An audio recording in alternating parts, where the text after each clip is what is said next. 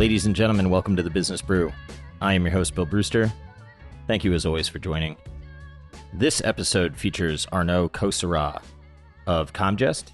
He is joined by one of Comgest PMs, Rick Mercado. Rick and Arnaud join in this episode to discuss their philosophy of investing. I would describe it as quality growth. I enjoyed speaking to them because I'm becoming pretty interested in, what it's like to own businesses for the long term. And I think that their views on culture is really interesting. I think that their views on quality and how they define it is very interesting. The longer, I've been able to do this, I've just appreciated being able to speak to so many different people with so many different investing philosophies. And this is yet another conversation that I enjoyed very much. I hope you will as well. One thing that I'm proud of that this podcast features is diversity of thought. And I was really, really glad that some of our European fan of the Business Brew reached out and pitched Comgest and Arnaud as a potential guest. And I'm hopeful that this adds to the overall catalog and your learning experience. So thanks again for tuning in. I hope you enjoy the episode. This episode is sponsored by Stratosphere.io. That's STRATOSPHERE.io. Stratosphere.io is a web-based terminal that has financial data, KPIs, links to filings, hedge fund letters, and much more. I like the interface. I think my man Braden is a good dude. He is constantly iterating. He's released a couple new releases, which I like a lot. The UI is improving. Not that it had far to go, but I appreciate what he's doing. And, he takes data quality super seriously. Everything is triple checked for accuracy. I have enjoyed doing comparative analysis on different companies within the product. Stratosphere saves users like myself time and enables easy comparisons between companies and offers company-specific metrics such as subscriber counts, number of locations, etc. If you are using the product and happen to stumble upon a company that doesn't have KPIs, ping my man Braden and his team. They are quick, they are responsive, they will fix the issue. Head on over to stratosphere.io for a free trial. That's STRATOSPHERE.io for a free trial. And should you want to sign up for a paid offering, please use the promo code BREW, BREW, for 15% off. As for disclosures, Comgest and its affiliates may own positions in the companies discussed. Past performance is not indicative of future results. Investing involves risks, including the loss of capital. And as always, none of this is financial advice. All of the information contained in this program is for entertainment purposes only. Please consult your financial advisor before making investment decisions and do your own due diligence. All right, enjoy the show. So, ladies and gentlemen, I am thrilled to be joined by Rick Mercado and Arnaud Cosserat today. A European-focused episode, and I don't know, potentially we'll get into emerging markets, but I know definitely Europe. Thank you, gentlemen, for joining. I appreciate it. Thank you, Bill. Thank you for having us. Thank you, Bill. Yeah. Do you want to talk a little bit about Comgest and the investment philosophy? In particular, I was reading your 30 years of Comgest and your comments on culture and how your culture has helped Comgest get through tough times or tough markets, not tough times. I'd be interested in starting there if you don't mind. Yeah, of course. Thank you. We strongly believe in culture as a strong competitive advantage and certainly a durable competitive advantage when it comes to the companies we're investing in. And it's the same for us, Comgest, as a company. I mean, we strongly believe that culture is one of the most essential thing, one of the most durable thing that will shape our future. So the way it started at Comgest is that we were created by two guys who had been working in the banking business before, and when they created Comgest, they certainly didn't want to replicate what they had known in the banking business, which was very vertical organization with everything that goes with it. It can be the politics, can be lack of entrepreneurship, etc., etc. So the way it was built from the start by those two gentlemen, Védis van Gardecker and Jean-François Canton, was to have a very flat structure where everybody could feel totally empowered, thanks to one thing that is very key to our organization, which is a broad partnership. That means that every year, almost all employees buy with their own money shares into the company. It takes them 10, 15 years of long and heavy sacrifice, financial sacrifice, to build a sizable stake in the company. But the great thing about that is that they live and breathe and bleed Comgest, and it's a way for us to align perfectly who we are, our structure, with what we do, which is investing for the long run in quality companies for our clients, on behalf of our clients. It's a great alignment because it incentivizes us to look long term. I mean, we invest in companies, in great quality companies, for the next 5, the next 10, the next 20 years, in the same way we invest our own money into the share of our company. It's also a great way to limit the risk taking, because, of course, you wouldn't do anything foolish if it's your own money. And last but not least, of course, it creates a great collegial environment, atmosphere within Comgest. And I think it was very visionary back then in the 1980s for one of the founders, who's a German guy called Védis van Gardecker, and who's kind of a very anarchist deep down inside. He really believed in the people, in the empower of the people, and not no God, no master type of attitude. And that's how this whole idea about Comgest broad partnership grew up. Nowadays, we are 210 people, and 180 are owning shares. They feel like partners; they don't feel like employees. So that means they look not only at their little scope of their job, but far beyond that, and they talk to each other as partners. And I think, Rick has been with us for several years now. He's still in this investment phase, so I'm sure he can testify about the benefits and also the effort. How do you incentivize and facilitate conversations among colleagues in the organization without, like Arnaud, you've been there since 1996, I believe, right? How do you avoid an authority, like taking on an authority figure and incentivizing people to tell the truth or their beliefs of the truth and have honest conversations to get to the most objective facts, as opposed to have authority run through the organization? Because now you're large enough, I would think, it's something that you have to fight a little bit. But that's a secret recipe for success. To encourage open debates that sometimes are tough debates. 6 months ago, we asked one of the founders, who is retired now, is 80, to give a speech to our people. And he said, there are 3 recipes to fight against the ABC of decay, which is ABC means arrogance, bureaucracy, and complacency. And one of the 3 advice was speak up your mind. Speak up.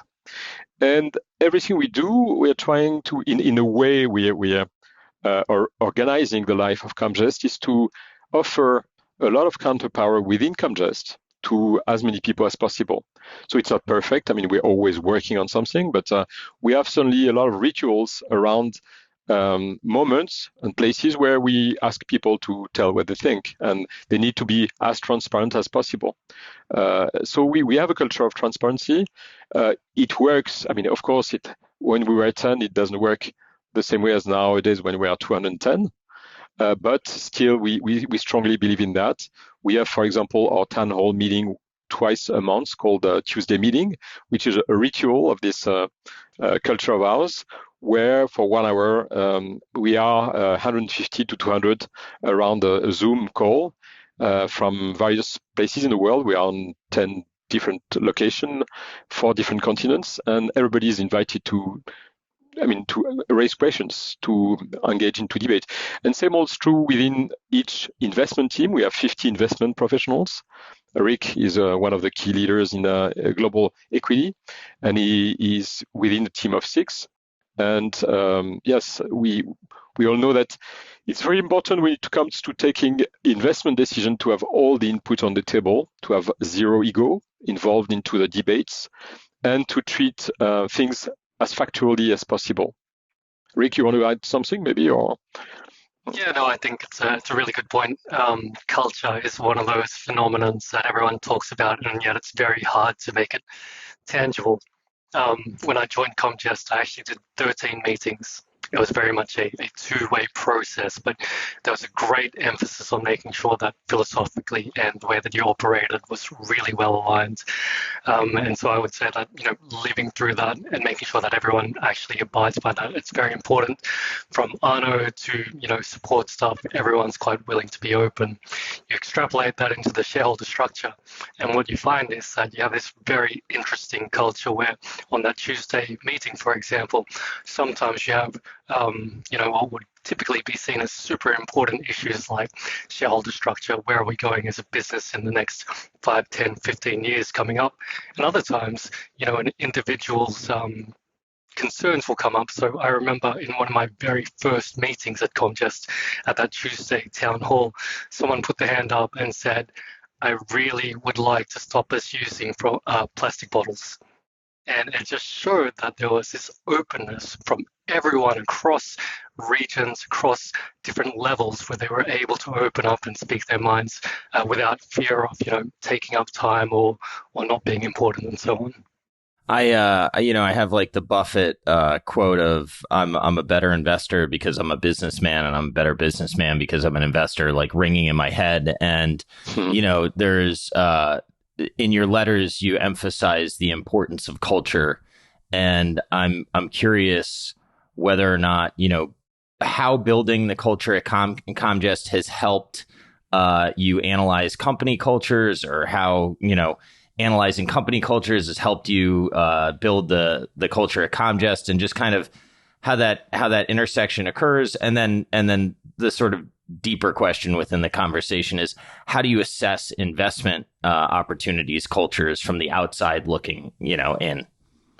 Yes, that's true that since day one, we've been long-term investors. And as a result, we've been paying a lot of attention to how culture is shaped within every company, every business we analyze. And that has helped us also for our own culture, and to know how to maintain and adapt this culture to various phases of our development. Certainly, having different ways to appraise a culture is very important. Culture is about community. It's like families. It's like villages or clubs.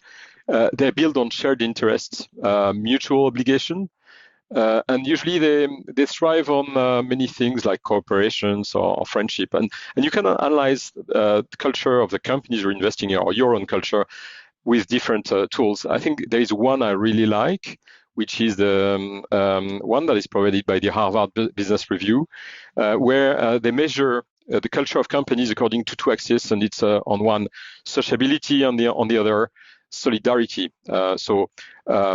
Sociability is a measure of friendliness among the members of the community, and solidarity is more about the ability to pursue shared objectives, regardless of personal ties. None of the positioning is best, so you can position yourself along those axes. But certainly there are positive and negatives depending on the business you're carrying out. So, for example, if I do that with Comgest, I think we were totally born as a fully social organization, a very network organization with a lack of hierarchy, people recruited by cooptation, artisan mindset, a lot of enjoyment to work together. But also, the flip side of that is maybe a bit too much tolerant to poor performance. Maybe the risk of creating clans, within the company. But as it's our own money that is at stake, we've always avoided to go on that way. And the way we've tried to make our company evolve is from this social, full-on social positioning to a more solidarity, meaning being more knowledgeable about what our key decisions are made of, knowing more about the shared belief and the shared goals, and trying to put everything in common, so creating ties between the different activities of Comgest. And I think we've been on this way from what I would call a network organization to a communal organization.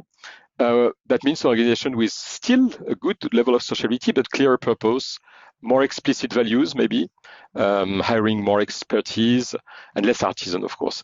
So the funny thing about this Harvard Review article is that most successful communal companies are usually religious or volunteers group. That means they have they have very strong belief, and they share those beliefs, and they have a great social life as well.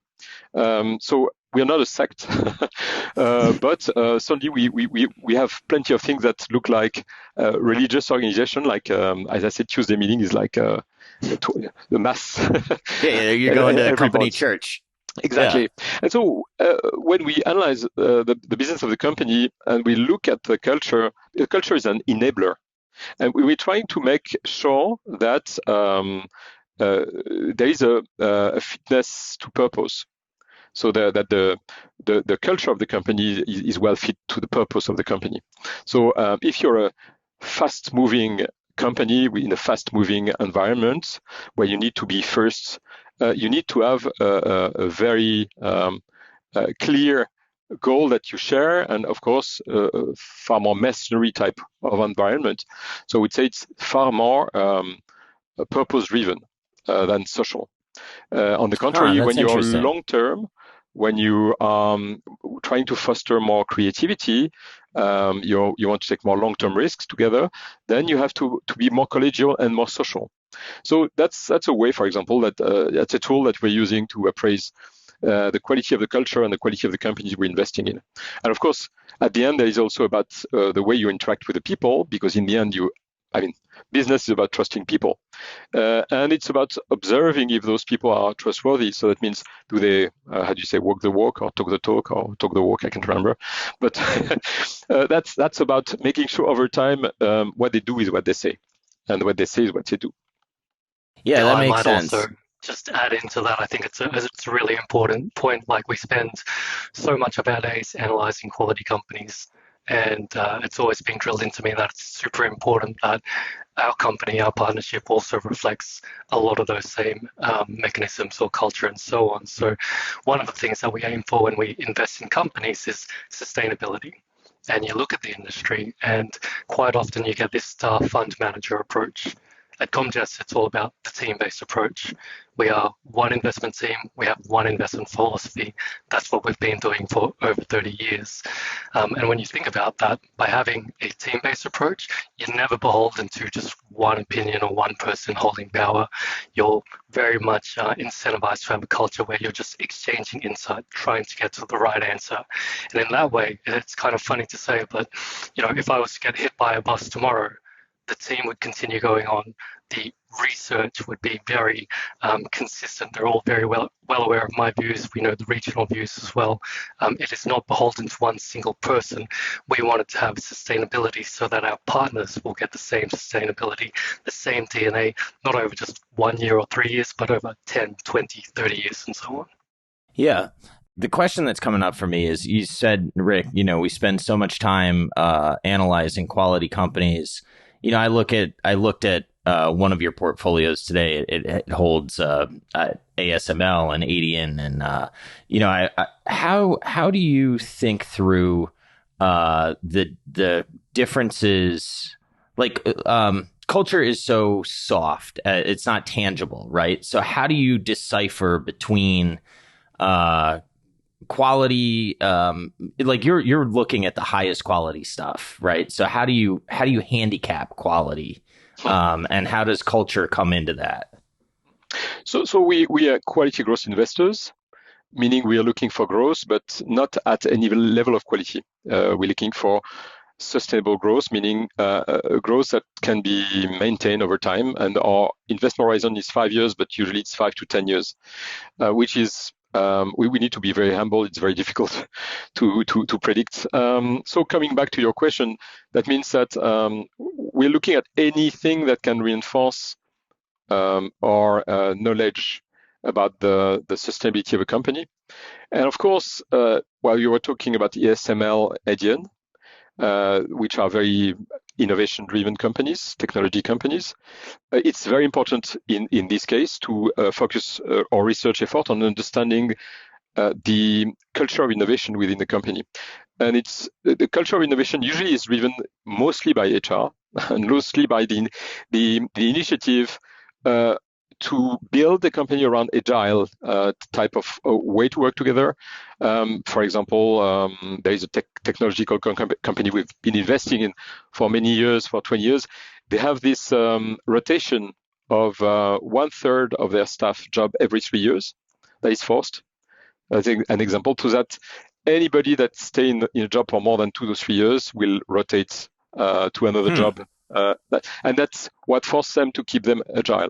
So we spent sometimes with ASML and ADN to try to better understand what makes those companies different in terms of the way they manage their business and the way they're organized.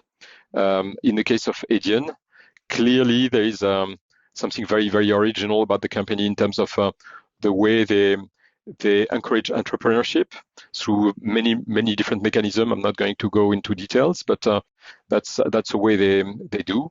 ASML is a different story because the way they invest, ASML is the market leader in lithography. Lithography is the ability to print circuits on the wafer, for semiconductors. And usually their technology take something like 10 to 15 years at least to develop.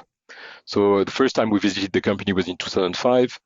They were already talking about a new product that they just launched 2 or 3 years ago, which is called the EUV, or extreme ultraviolet. And it's the only company having this technology. So it's a monopoly in this. So they're the only one with a leading edge in terms of printing the semi-design onto a chip. And it's more about the longevity and the durability of their investment, the consistency. So they need to keep people as long as possible in that job because they can capitalize on years of expertise. That's more about that. That's another example. So each time it's a different story. ADN is more payment, so it's more, you need to be very quick, very entrepreneur, very agile. ASML is more like 20 years to develop a product with a great competitive advantage. I mean, if you look at their EUV machine, which sells for 200 million euro, it has a lot of unique attributes. For example, the laser is so precise that you can shoot on the moon an apple from Earth. So that's an example. Or their lens is so smooth, so they use a lens and a laser to print the circuit, that if you spread it over the surface of the US territory, the biggest bump would be as thick as the hair. Wow. Yeah. So that's extremely advanced, extremely precise. And so it requires different type of approach to innovation, those two cases. So, I grew up, I don't know how, I'd be very interested and curious how both of you grew up investing. But, I read, I had a grandma who, well, I still have the grandma, but her friend sent me 2 Bogle books. And then in between the Bogle books, he squeezed The Intelligent Investor. And I'm convinced he had a sick sense of humor because I could have just indexed and been naive and been, happy or whatever. But The Intelligent Investor grabbed me, and then that led me to Value. And I look at your portfolio, and I would say it trades at what I would say are optically healthy multiples relative to, the entire market. But I think a lot of that is justified, and over time I've grown to appreciate that these multiples are justified. So I'm curious, you're buying into the fund with your own money, as you said. How do you think about the valuation of something? And I don't mean ASML, but the portfolio as a whole, and where valuation risk may play into your strategy. Valuation plays a role, but it's always secondary. Quality is the most important thing. Quality is about sustainability, so it deals with the ability of a company to price their innovation, their IP, their marketing, their strategy of development. What distinguishes us from maybe any other people on the market is that we are looking at valuation more as a moving target, so a movie, a film, as opposed to a photo. So you would find a lot of value investors saying, well, I am 20% below my intrinsic value, so I will buy. But if you invest in a company that's growing earning on a recurring basis by, let's say, 10% per annum, your valuation will move forward, if everything being equal, of course. So usually there is a translation of these growth prospects that takes place from one year to the next, unless you anticipate a limit to this.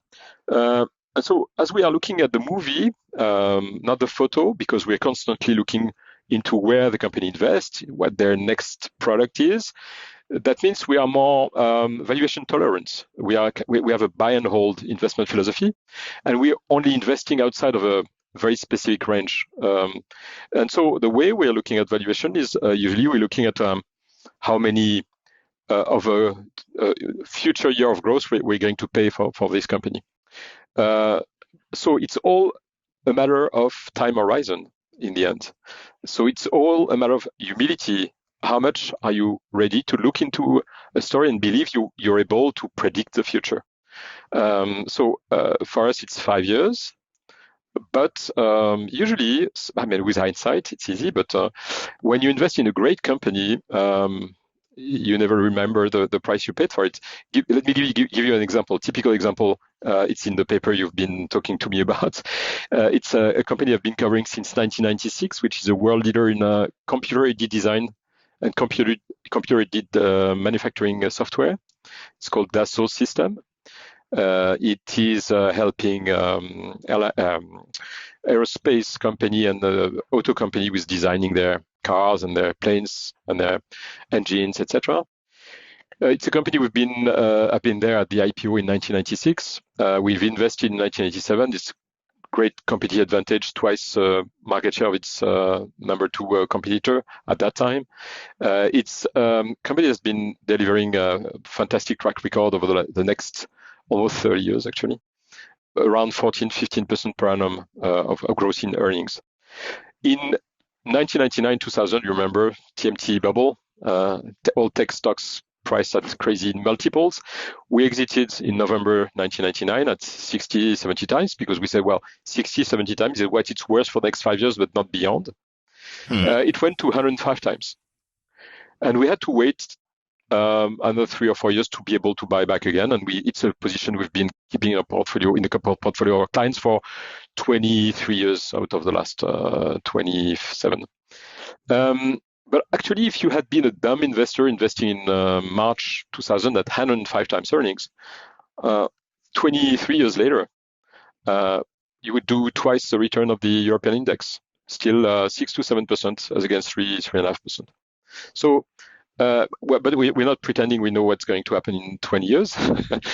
We limit ourselves to 5, if possible, a bit more. And it's more about the longevity, the durability, what we can see into the future that will decide what multiple we're ready to pay for that. So the competitive advantage period somehow in a way we met. Rick, I'm sure you're dying to say something about that because you're faced with that on a global basis. Sure. Yeah, no, it's a really interesting point. If I rewind back 20 years ago, so I was living in Australia at one of my first roles, and we did that very exercise of extremely detailed valuation models. They would sometimes be 40 years out into the future, incredibly intricate, fully reconciling, like all the bells and whistles. And the one thing you could be sure of is that whatever number you came up with, it was going to be wrong. But the beauty behind that process is that you look at a DCF, and so one of the things that we try to do at Comgest is go deeper when it comes to research. And I may not believe that when I come to an intrinsic value that is, the absolute holy number that we're aiming for, but by going through that process, by exploring my P&L, my revenue drivers and so on, and really having an eye into understanding what does this look like on a go-forward basis? What are the quality drivers which ensure that my returns are held in place and so on? It forces you to go through this process of really understanding what are my key valuation drivers. So for me, like with many things, getting back to basics, just really understanding the foundations behind what drives valuation, that's more important than actually the number that I come up with. So that would be the first point. And then certainly, as Arnaud said, he's absolutely right. Like at the global scale, valuation is very important. It's very important for all of us. But what we do is a competition for capital. So we essentially have 30 to 40 of the best quality growth companies in the entire world on our portfolio. We also have a buy list, so typically there's about 90 names on the buy list where we say these are some of the best quality and growth companies, business models, industries, and so on that we like to follow, but the valuation isn't quite right yet. And every name that we follow, whether it's on the portfolio or not, it represents a company that we would like to invest in at the right price. So you constantly have this interaction every day where it's like, well, I have super high quality, super high growth, and maybe the valuation isn't fantastic, but if something is on that buy list and I see that valuation come back, my competition for capital dynamics says, well, maybe I should be reallocating from one to the other. So valuation is quite important from that perspective, but as Arnaud said, valuation, it's a necessary but not sufficient in itself condition. We need to have the quality, we need to have the growth in order to have conviction in that valuation exercise. I may add something. It's a price of scarcity as well. We are looking for companies that are able to sustain double-digit growth in earnings for the next 5 years or an extended period of time. It's very scarce. There are not that many companies that can do that with a sufficient level of visibility or sustainability.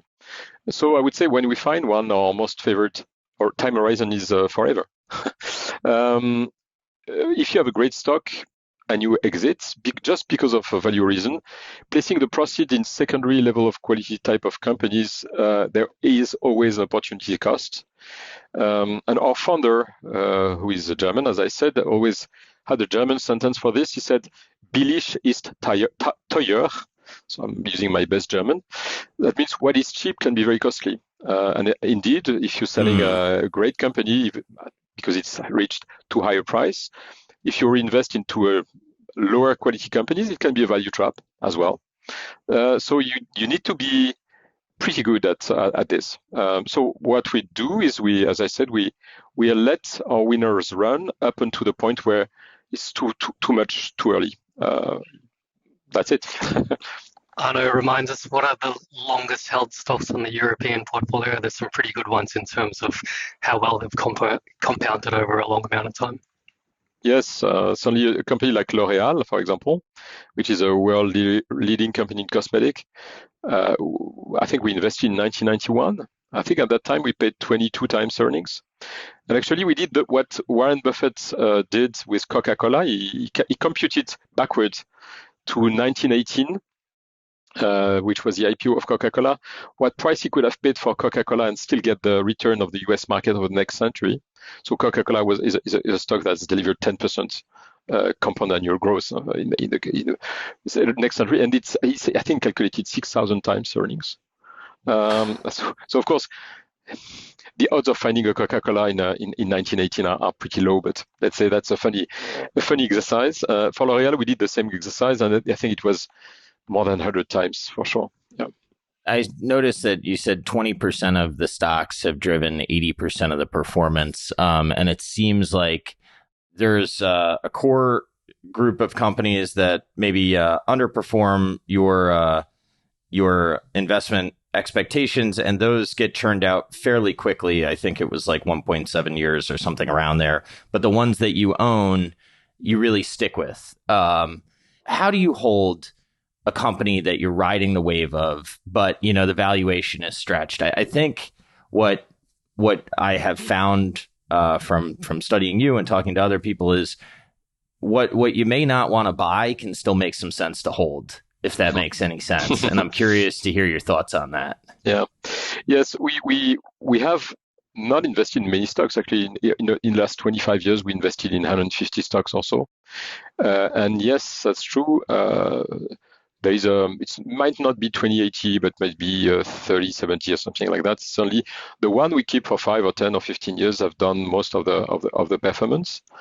And of course, there is a risk of selling too early because we are relying on two things to create value for our clients. The first one is a time horizon arbitrage, meaning we take advantage of short-term market efficiency to build long-term positions. That's maybe an easy part. You need to be very patient at that because sometimes you need to wait for years.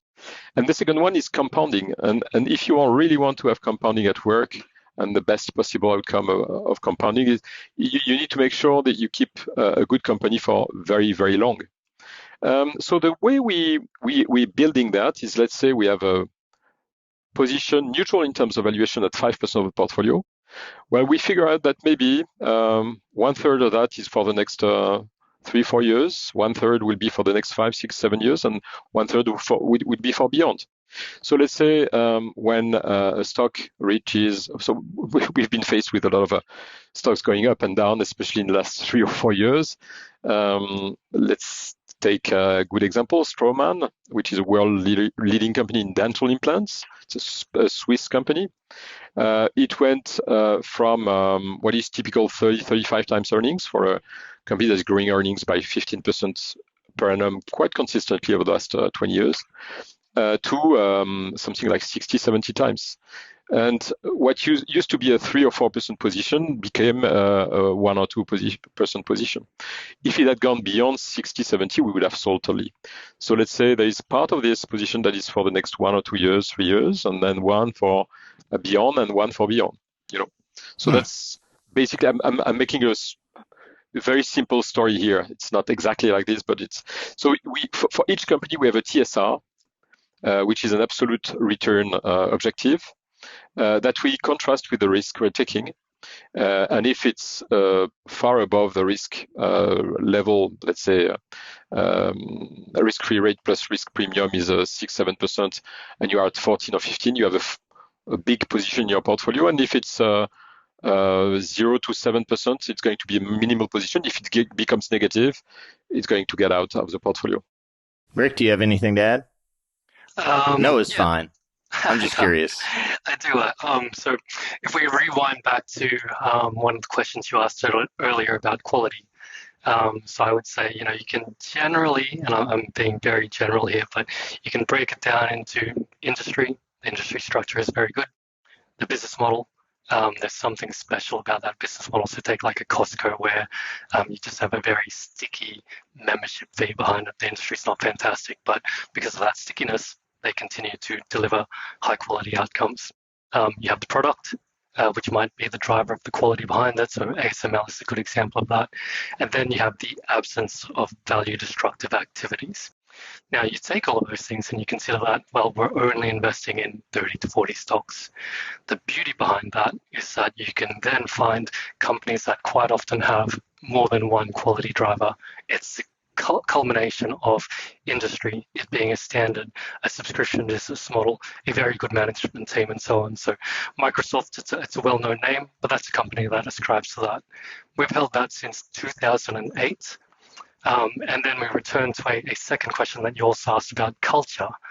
And you go, here's a company that is, essentially you could view it as infrastructure.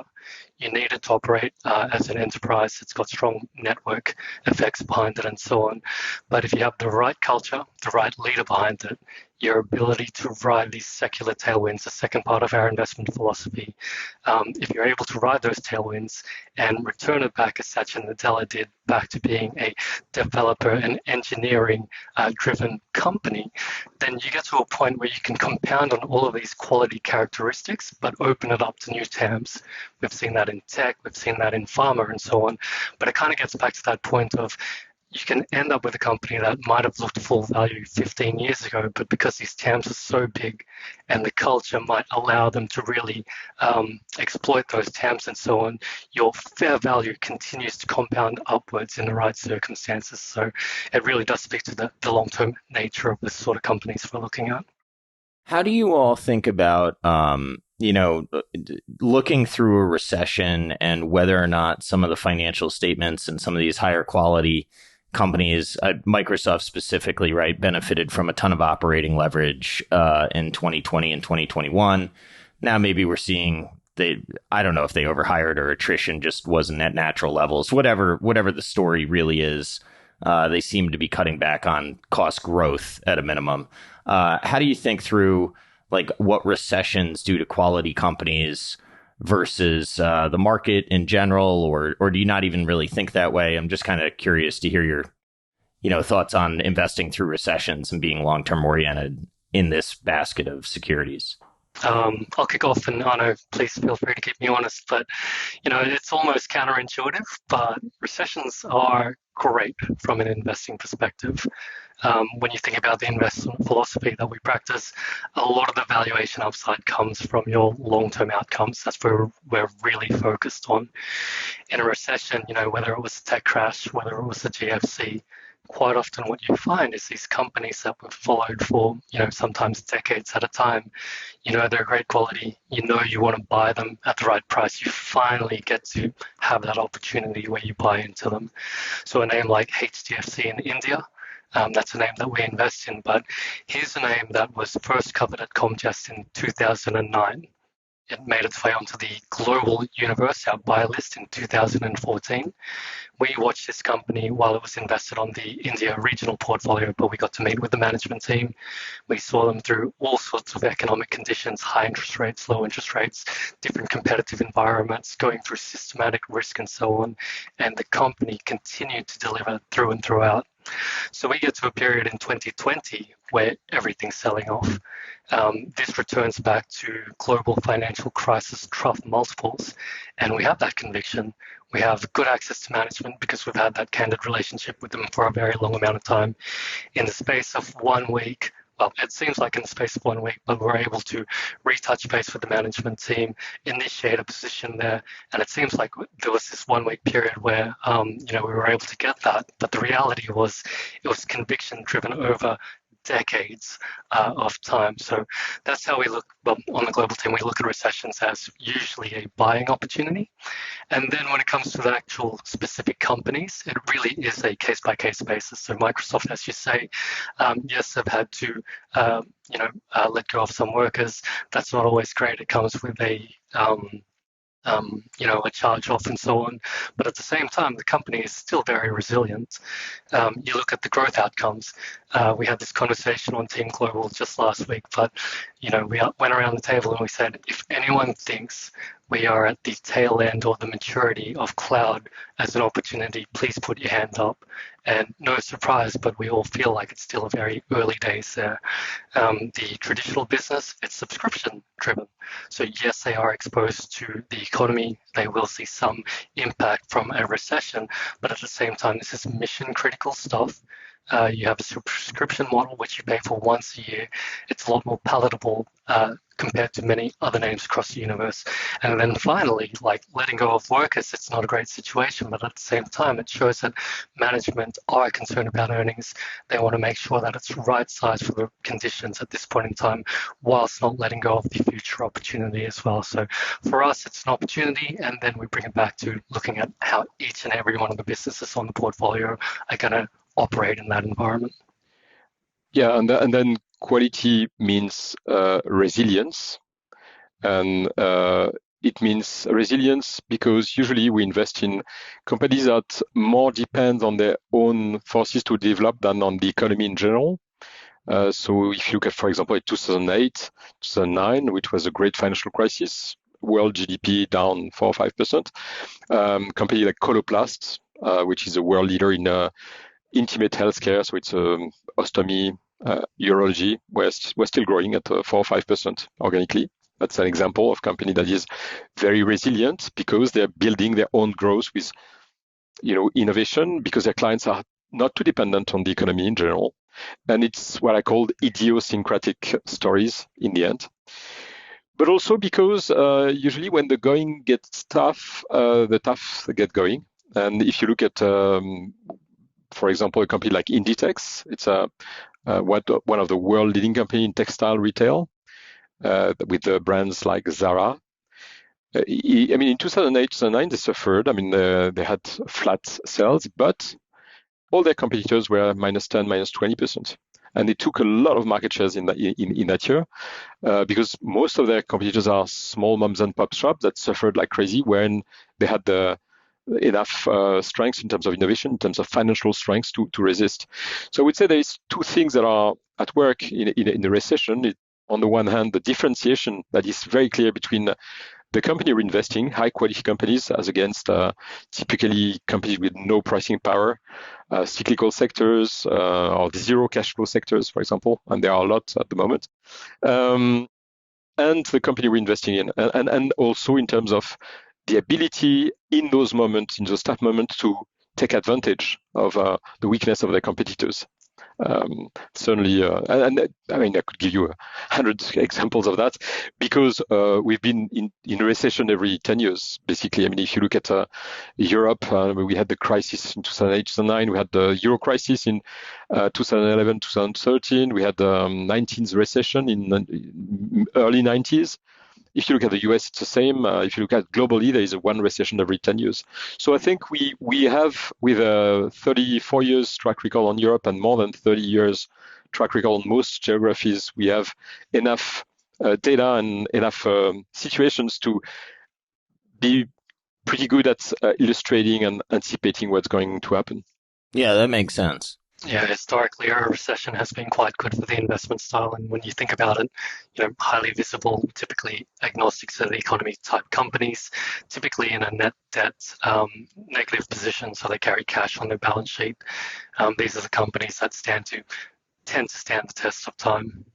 Yeah, it's one of those things that maybe the current results are not ideal, but coming out of the back end of it, they're probably going to be stronger than they would have been otherwise. It seems to me, at least. I don't know. The other hot topic of the day is inflation. How does inflation run through some of these quality companies, and or maybe said differently, are they uniquely positioned to absorb the impact of inflation and protect their earnings power? Yes. So inflation is a kind of a two-edged sword, let's say. Because, of course, especially we've been through 40 years of disinflation. Of course, in the last 30 years of track record, we went through a few phases where inflation reappeared. From in 2005, it was 4%. In 2007, it was also 5%. But it never went far above 5%. So being faced with 9% suddenly is quite a big new thing. But it's anyway very rare in the history of if you look at the 20th century or the 19th century. I mean, inflation exceeding 5% has only happened 3 or 4 times. I think just after the wars, 1918, 1945, 1950 because of the Korean War, and the 70s, which was plenty of different things, but also after the Vietnam War. So, and now we are after the COVID war, and there again, and the Ukraine war is hurting as well. We have high inflation. How do we deal with that, and what's our take from 50 years of quality growth history? So we have 30 years experience, and we know what happened to quality growth stocks in the 1970s as well, which was a last big spike in inflation. Usually, quality growth stocks go through 3 phases. The first phase is exactly what happened between end 2021 and end 2020 and early 2022, so 18 months. It's when suddenly there is a normalization in the environment out of the COVID phase, and suddenly there is revenge buying, revenge traveling. There is a lot of problems to restart the production chain, and a lot of demand for plenty of things, and there is a spike in inflation, which gives back a lot of pricing power to a lot of sectors that usually don't have pricing power, typically banks, mining companies, energy company. And of course, that's not a cup of tea. That's not the type of company we're investing in, because we're investing in quality company. We're looking for sustainable companies, meaning strong pricing power in a recurring way, in chronic way. And so suddenly we are usually left behind. And that's what happens every time there was a revival in inflation. The second phase is when inflation starts to be a cost for all companies, all businesses. And there, exactly as you asked me, what is the difference? Well, the difference is some companies are able to pass on the cost to their clients, and some can't because they lack pricing power in a chronic way. And that's where we differentiate, because one of the great marker of quality is pricing power. That means the ability to fix pricing in your market. And what we've seen last year and early this year is that a lot of companies in our portfolio have managed to pass on all the cost increase to their clients. And if you look, for example, at our European portfolio, the company in the European portfolio have suffered very mild margin erosion, operating margin, so very mild profit erosion due to the inflation, whereas the market has suffered much more. So the ability to price, and if you look at Louis Vuitton, well, that's a luxury good company. Twice they increased their prices last year. L'Oréal, cosmetic company, world-leading company, 5% increase in prices last year. And all the construction sector companies in our portfolio, the companies like Assa Abloy, like Kingspan, like Sika, they've passed on anything price increase of between 10 and 25% without suffering any contraction in volumes. So that shows that it's a good marker of quality. It's a good marker of pricing power, because on the one hand they pass on their pricing, and on the other hand they don't suffer from price elasticity, so no negative impact on volume.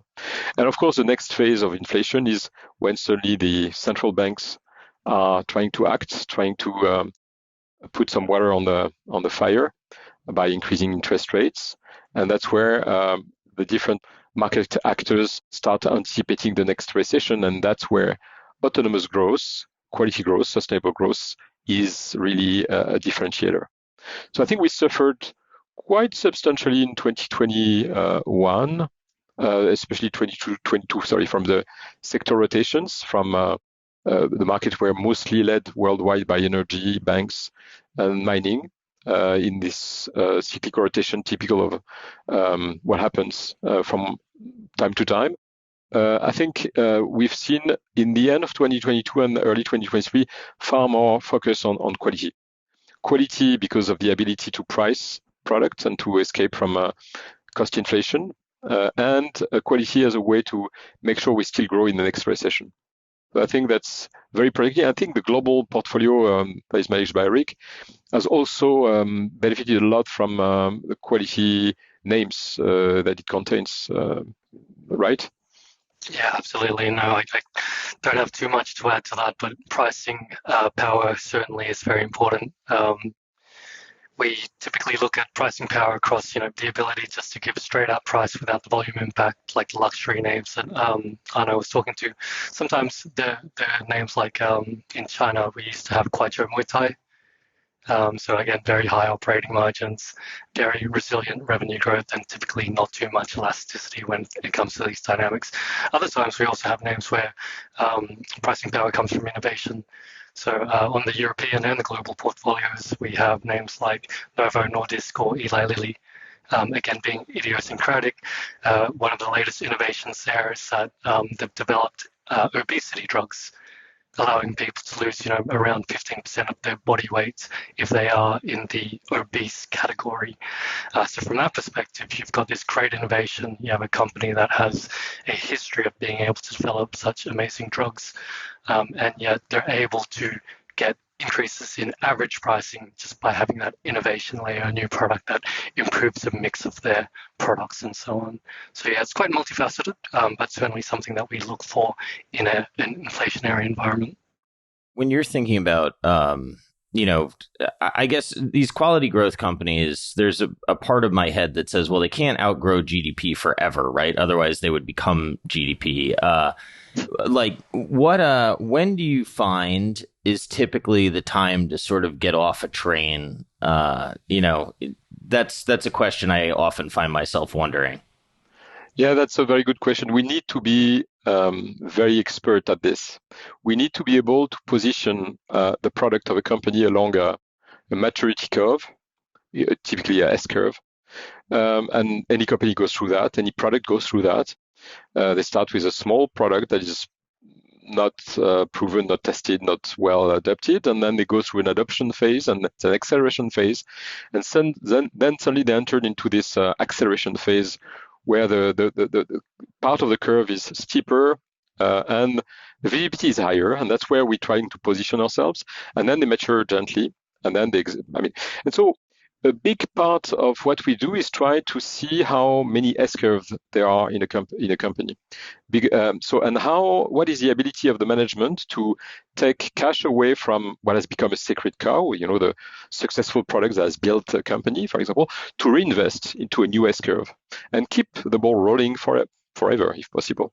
Of course, it's never forever, as you rightly said. Unless you can show me a company that has, I was talking about Coca-Cola, 1 century, that's not too bad.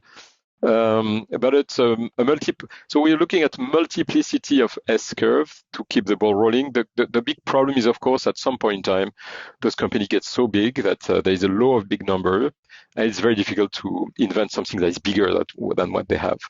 But so far, so good. We have a lot of examples of companies that are continuing on this path.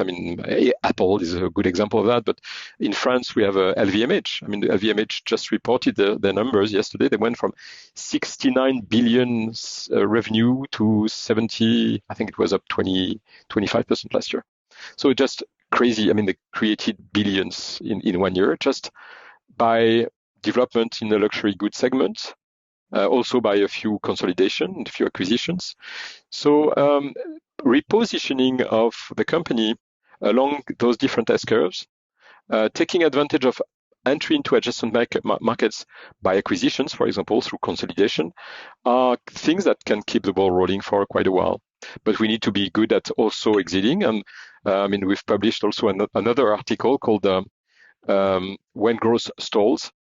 And the way we're handling that is by trying to anticipate when the growth stalls through what we call red flags, where those red flags, one after the other, show a pattern of slowdown. And it has happened to us. There is a good example of a company like Tesco, for example, which is a UK retailer who went into a phase of fast growth acceleration throughout the late 90s, the 2000, a bit the 2010.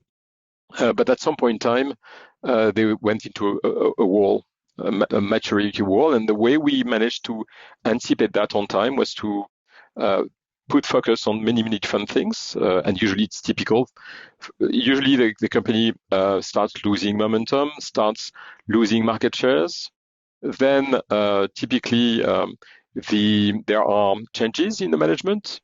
Then typically they're trying to be a bit more defensive in their communication.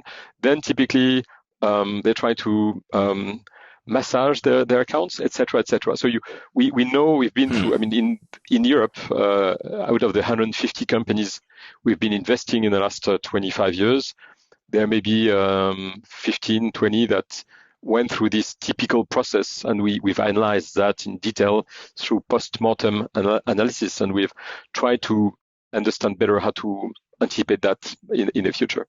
So management of transition is very important for us, of course. Yeah, because when that happens, the multiples contract, and it's not a fun process. So we need to be good at exiting on time, but we need to be good at making sure we don't mix what is a temporary slowdown with a definitive slowdown, and that's the science of it. Yeah, and I would think that's not easy through COVID, right? There's been a lot of pull forwards and trying to figure out whether or not you should look at 1 year stacks, 2 year stacks, 3 year stacks. It's been an interesting time to analyze what's going on in the world. All crises are extremely interesting to measure the quality of the companies and the longevity and the way that they can react to this.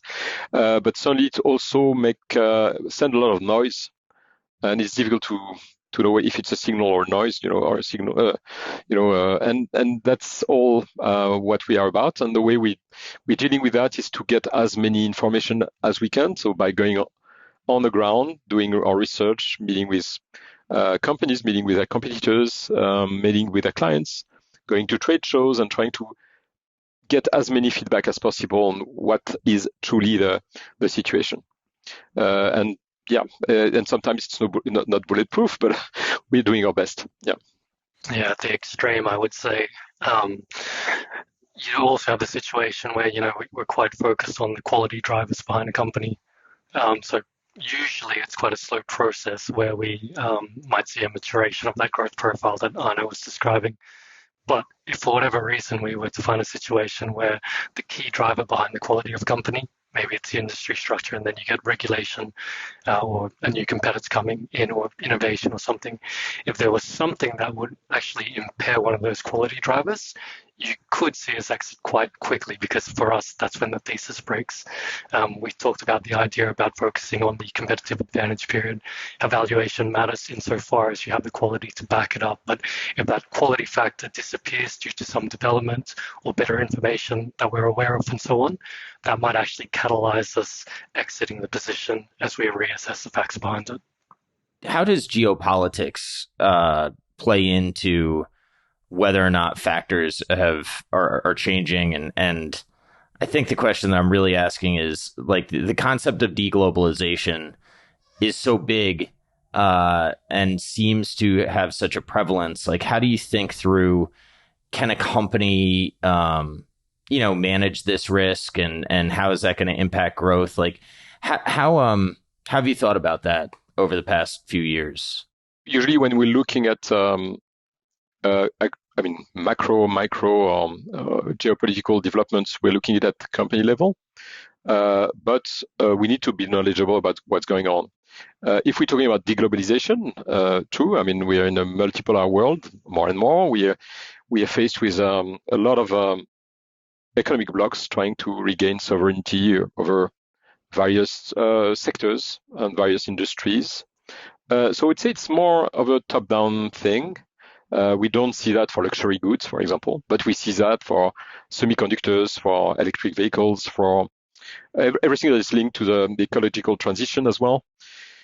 And yes, it impacts us, and we need to take into account what are the key risks behind, especially if it's a mid to long-term impact. So one of the key exposure here about deglobalization for us is more the semiconductor industry, which is at the center of many things in our lives, of course, which is one of the most globalized supply chain due to the fragmentation of the specialization model.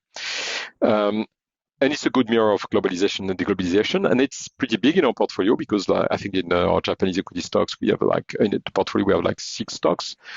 There are 3 stocks, I think, in the global portfolio. We have one of the biggest position in the European portfolio that is called ASML. We talked about it. So it's very key. I mean, and globalization of this has enabled a lot of progress, actually. The Moore law, which is the ability to print twice as many circuits on the same wafer every 2 years and make speed increase by 30% or power consumption reduced by 45% every 2 years, has been very much driven by globalization. So the question is now that this change, how does it impact our companies? And we're going into that in details. Of course, we're looking at the CHIPS Act in the US. We're looking at the boycotts of Japanese, European, and US companies on China, and what the impact on this company. If I'm looking at a company like ASML, for example, I would say it's a positive. It's a positive because ASML is selling equipment to build and to produce to produce semiconductors. So if every economic blocs try to repatriate in-house most of their production, they need more of these machines. So it's been a growth driver for ASML, even if China is they are barred from selling in China nowadays. For us, in our calculation, it's a positive. So if for the rest, we're looking at case by case. Does it impact or not the companies? There is not one size fits all. I'm sorry, I won't be able to answer more broadly about this. And then, of course, there is a mid to long term impact that it has on the economy. And of course, when you look at such changes like that are fueled by the Inflation Reduction Act in the US or the CHIPS Act in the US, it has a huge long-term impact in 2 senses. The first thing, I think it's a bit more costly and a bit more inflationary. Why? Because rebuilding from scratch a whole chain entails a lot of investment. And here, I think when we're looking at the green energy or the battery industry, we're talking about a few trillions of dollars investment, according to some economists. If you're looking at the chip production, I think there was research by the Boston Consultant Group that said that it's one trillion at least to create multiple self-sufficient semiconductor supply chain around the world. So it will not come easy, for sure. I mean, this change, it's going to take a lot of time. And in the end, it might be a bit more inflationary because in the end, it's a bit protectionist as against what it was before. But time will tell.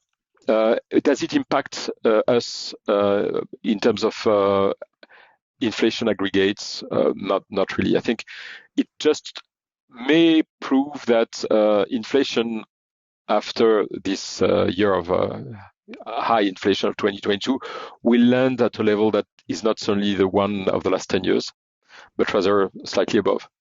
I'm thinking for some reason, I'm thinking of Intel when you're talking about chips. And, here is a stock that trades at what appears to be quite a bit lower multiple than the rest of the sector. But I made, at least the last time I looked.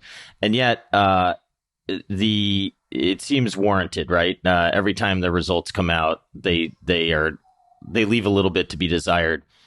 How do you think about staying on a train like ASML versus trading down in quality for a valuation? I know that you don't make that trade, but I'm curious what lessons in your career have sort of informed the decision to not make that trade.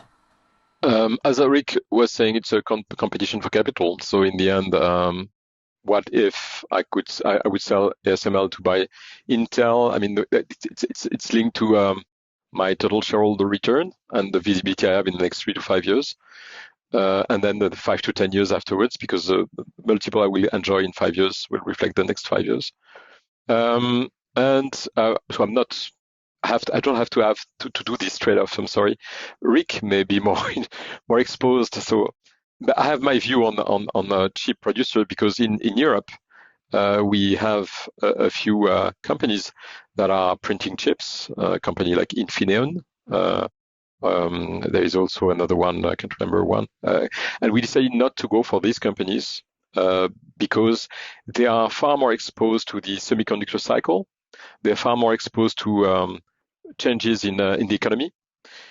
And as a way to protect the portfolio in terms of quality, we prefer to go for structural growth story like ASML. I guess the choice of our global team is a bit the same, but I will let Rick answer that one. Yeah, it's an interesting one. I look back over my career. Within 1 year of starting my career, we had the tech crash. And then when I moved to London, we had the GFC.